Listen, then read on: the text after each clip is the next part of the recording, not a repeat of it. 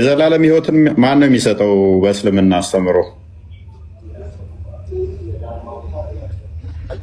ምን የዘላለም ሕይወትን የሚሰጠው ማን ነው? አላህ ነው። አንድ አላህ። ከአላህ ውጭ የዘላለም ሕይወትን መስጠት ይችላል? ለእናንተ የሚሰጠው ማን ነው ንገረኝ እስኪ። ቅድሚያ መልስልኝ። ከአላህ ውጭ የዘላለም ሕይወትን መስጠት ይችላል? መልሼልሃለሁ እኮ አንተም የጠየቅኩህን መልስ።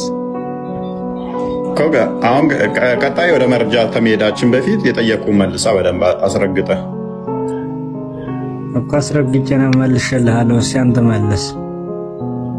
የዘላለምን ሕይወት ክርስቶስ ይሰጣል። ኢየሱስ አላህ ነው? አይሰጥም። ክርስቶስ የት ነው የሚሰጠው? አሳይ ማስረጃ። ኦኬ፣ አላህ ይሰጣል የሚለውን እስቲ አንተ አሳየኝ። እንጨታችንም የሚሰጠው አላህ ይሰጣል የሚለውን እስቲ አሳየኝ። ይሰጣል አላህ። እኔ ሕይወትና ትንሣኤን እሰጣለሁ ብሎ ቀጥታ የተናገረበትን አንድ ጥቅስ ብቻ ስጠኝ። እኔ ክርስቶስ የተናገረበትን እሰጣለሁ። አንተ ስጠኝ እስኪ። አንተ ሌለ አምጣ። ቅድሚያ አንተ ቀድመህ አንተ መልሼልሃለሁ እኮ አጭር ጥያቄ መለስክ ማለት እኮ አላህ ነው ይሰጣል ያልከው እንጂ አላህ እንደሚሰጥ እኮ አላሳየህንም። ለከብት ምን ብዬ ያሳያለህ? ከብት ይገባሃል እንደ አንተ ማልቀስ ይሻላል። በደረቅ ብቻ ማስረጃሽ መስሚያ ወደ ቂጥህን የዞረው በየት ማስረጃ አንተ ይገባ። አላህን እየመሰልኩት ነው። የልጅ አላህ ነው ቂጡና አፉ ማይለየው። ማስረጃ ጂፊ አንተና ያንተ ደግሞ ምን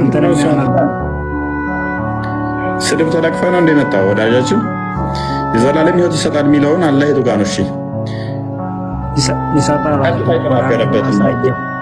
ቀጥታ የተናገረበትን እኔ የዘላለም ሕይወትን ይሰጣል ያለበት ቀጥታ ነገርኩህ እኮ። የቱ ጋር ጥቅስ? ብዬ ነው ጥቅስ ማሳይ አላሳይህ።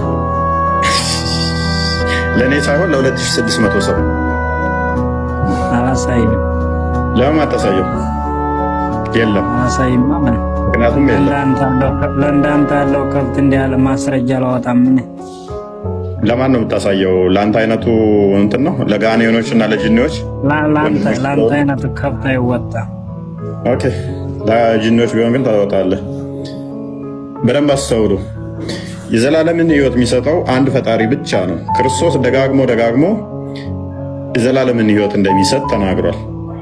የሚያምንብኝ ቃሌን የሚጠብቅ የዘላለም ሕይወት አለው እያለ ደጋግሞ ተናግሯል።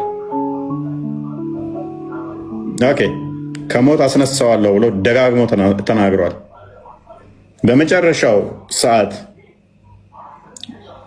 በመቃብር ያሉ ድምፁን የሚሰሙ ከሞት ወደ ሕይወት የሚመጡ በፈጣሪ ብቻ ነው። ይህም ደግሞ በክርስቶስ ብቻ ነው። ይህንን ደግሞ ክርስቶስ እጅግ ብዙ ቦታ ላይ ደጋግሞ ተናግረውታል።